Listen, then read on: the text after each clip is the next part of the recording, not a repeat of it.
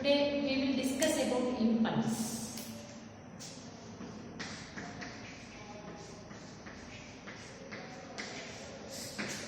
We are familiar with Newton's 3 laws of motion that already we discussed that. Now here we are dealing with impulse and what is meant by impulsive force. Impulsive force means a large force acting for a small duration of time. That is known as impulsive force. Okay, a big force, a huge force will be acting for a small duration of time is known as impulsive force. Okay.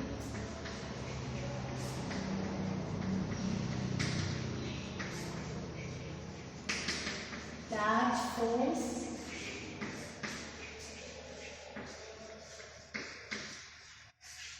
acting for a small duration.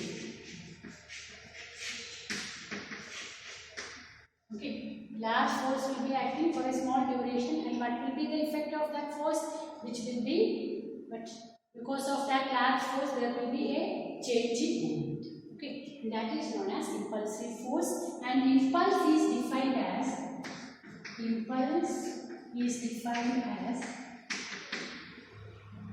product of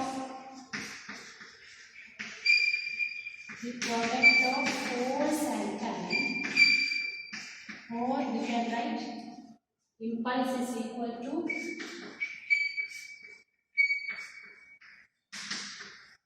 F is the force, and that force is acting for a small duration of time. So we are writing it as delta T. So F into delta T, and that can be written as change in momentum.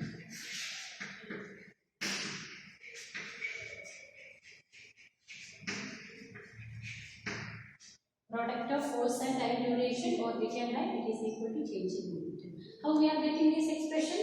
We are getting this expression from Newton's third law. So the second law, F is equal to delta P by delta T, or F delta T can be written as delta P. Change in momentum. Okay. So impulse can be defined as change in momentum, or it can be also defined as product of force and time. So this is because of this impulsive force, or because of the impulse, we can say that if a person is falling from a height to a cemented floor, he will get more injured rather than a person falling from a height to a heap of sand. Okay. Similarly, when a cricket player is catching that ball, he draws his hand backwards to reduce the effect of impulsive force. Otherwise, what happens? That force is acting for small duration, its effect will be. Is it clear? And what will be the unit of impulse? Unit of impulse, thus this expression we can write Newton second, or we can write kilogram meter per second. Both are correct. Unit of impulse is Newton second or kilogram meter per second. SI unit is Newton second or kilogram meter per second. And this impulse has other effect also. These China wares and those, it will be kept in store, no? When it is taken from one place to another, because to reduce the effect of impulse only. Similarly, vehicles are provided with the shock absorbers to reduce the effect of impulse. And how to calculate impulse from graph?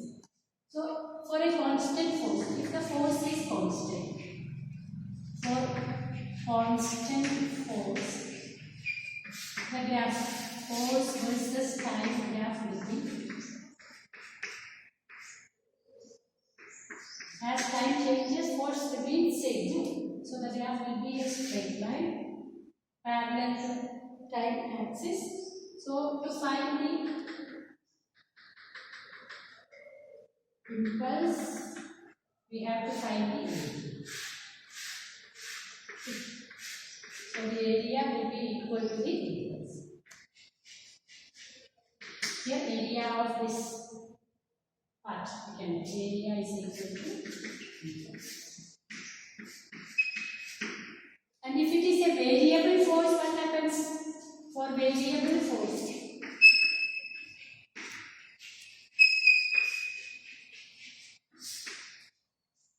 if the force is variable, In that case, as for example, the force is like this. So here force, so here also we can find impulse is equal to area, this area. So we can write impulse is equal to level T1 to T2, if this is T1 and T2, F. Okay, is it clear? And now we will discuss about law of conservation of moment. Okay.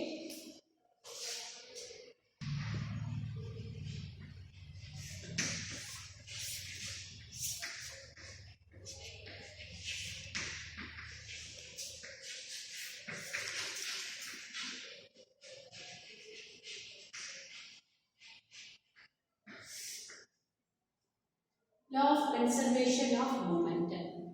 So what this law of conservation of momentum says? When the external force is acting on a system is zero, the total momentum remains constant. Okay. We can write the definition. When the net force acting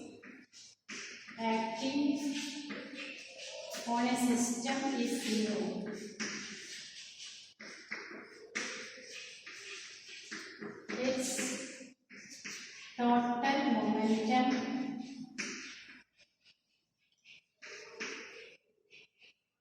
its total momentum remains constant.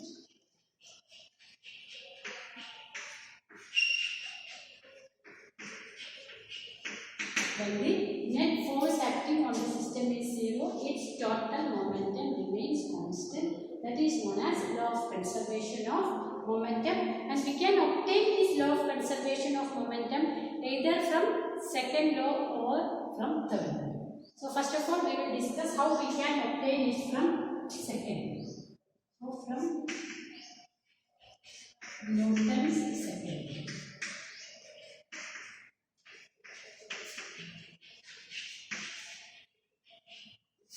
How we can obtain law of conservation of momentum from Newton's second law. So we are considering a system which contains, simplest case we are considering two objects, okay, having masses m1 and m2.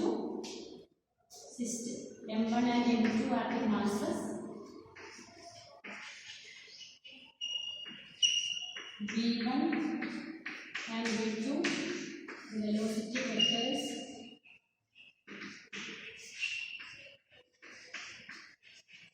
of the object. Okay. Now we can write the momentum. If P1 and P2 are the momentum vectors, if P1 and P2 are the momentum vectors of first and second object, we can write total momentum can be written as P is equal to P1 plus P2, or that can be written as M1 P1 plus M2 momentum. Now, what this is, when the net force acting on a system is zero, its total momentum is constant. And what Newton's second law says?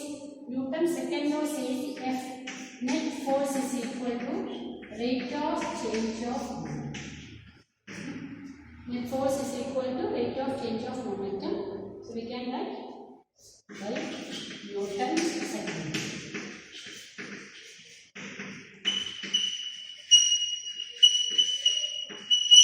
By Newton's second law, we can write F is equal to delta P by delta T or dP by dt. Now, from this we can write net force acting on the system is zero. It is given. What we can write? F0 is equal to delta P by delta T. The rate of change of one quantity is zero, which means this quantity is constant. It does not vary with time.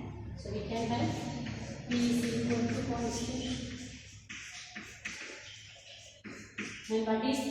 We can write as M1 V1, P1 plus P2, P1 plus P2 is equal to M1 V1 m2v2 is equal to constant. So we can get law of conservation of momentum from second law like this. Okay. Is it clear? Now we will discuss how we can obtain law of conservation of momentum from third. From Newton's third law, we can obtain law of conservation of momentum. For that, we are considering two objects, m1 and m2, moving with velocities. This is m1, moving with velocity u1, m2, moving with velocity u2. And if we are considering u1 is greater than u2, u1 is greater than u2, what happens? This will collide. So we can write this is the case before collision.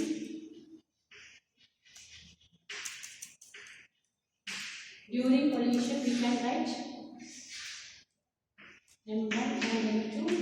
They are exerting force. Here we will exert f21, and here this will exert force f12 during collision. The objects exert force on each other, and after collision, they are moving with velocities. m1 is moving with velocity v1, and m2 is moving with velocity v2. Okay. So u1 and u2 are the initial velocities, and v1 and v2 are the final velocities. Then, according to Newton's third law, we can write by Newton's third law.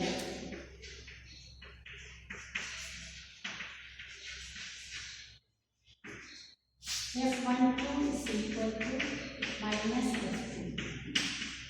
F12 is equal to minus F21, or we can write F12 can be written as M1 A1 is equal to minus M2 A2, and A1 can be written as V1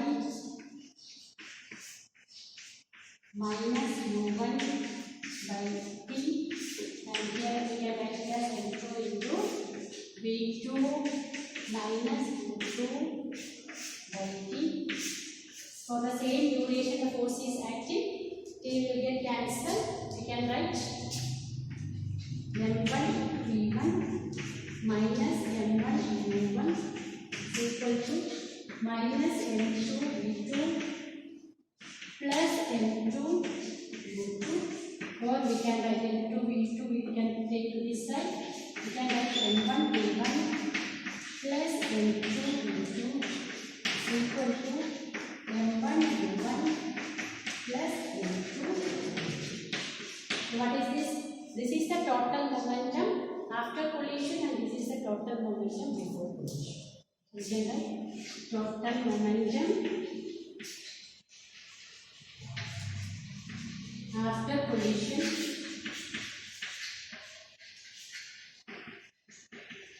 is equal to total momentum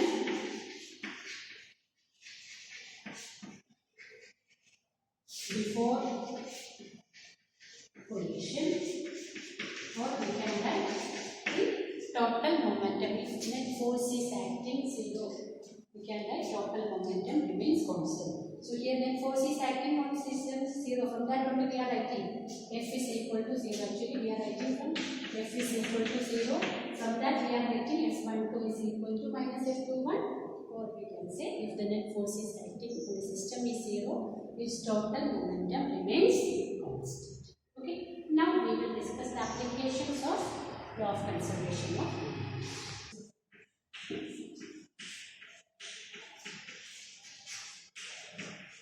Applications of law of conservation of momentum.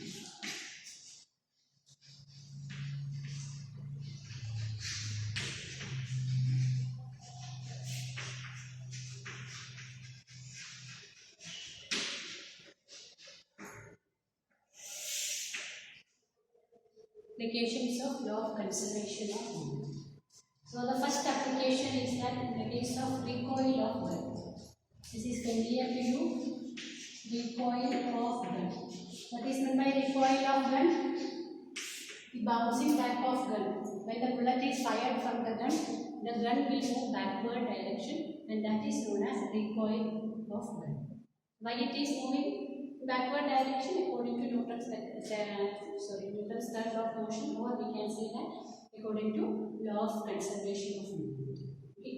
So before firing the bullet, we can say if m is the mass of the gun and small m is the mass of the bullet,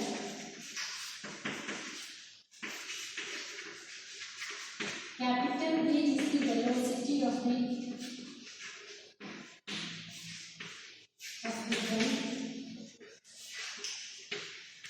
and small b is the velocity of the bullet.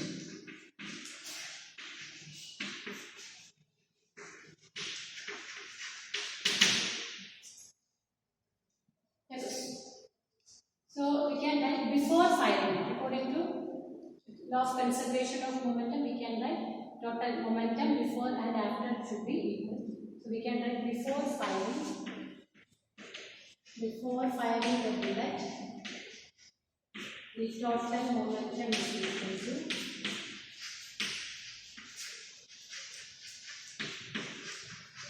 so before firing the bullet, the gun and bullet both were at rest. So we can write total momentum is equal to 0.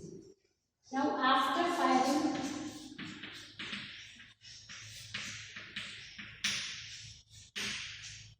we can write total momentum is equal to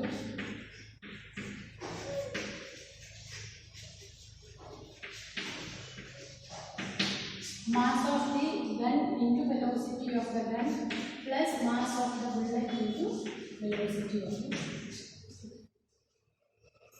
Or we can write according to conservation of momentum, according to conservation of momentum,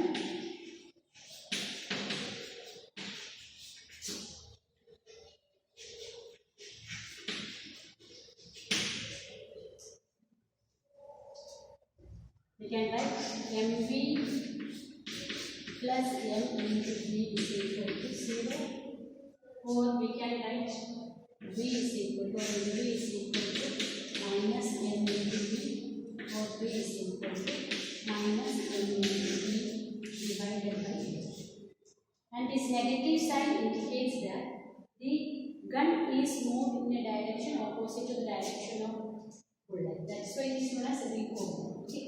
And the velocity of the gun will be smaller in comparison with velocity of the bullet, because here mass of the gun will be very large and it is in the denominator.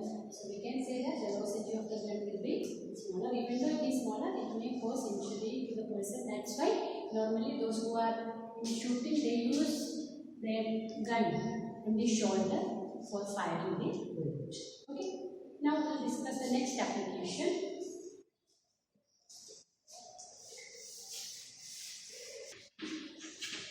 In rocket propulsion.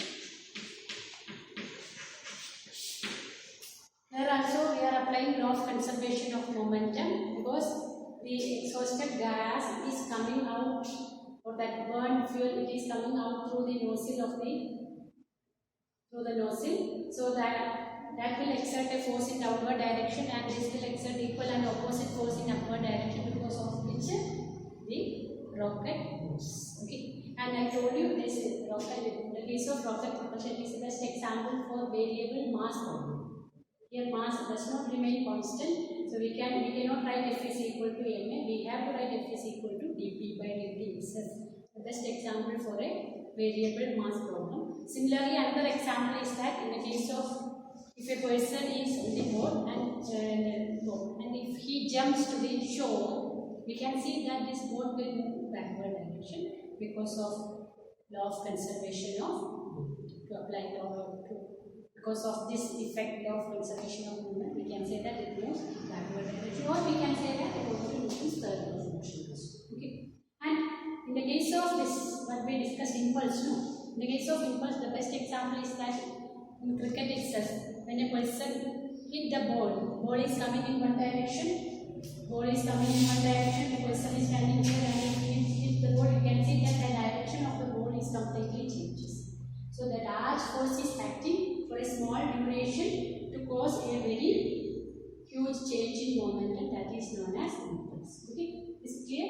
So today we discussed about what is meant by impulse, which are the how to calculate impulse by graph and by formula that we discussed, and what is the unit of impulse we discussed. Dimension no need to discuss, already you know what is meant, but how to find the dimension. Then we discussed about law of conservation of momentum, that is from Newton's second law and third law, and finally we discussed the applications of law of conservation of momentum.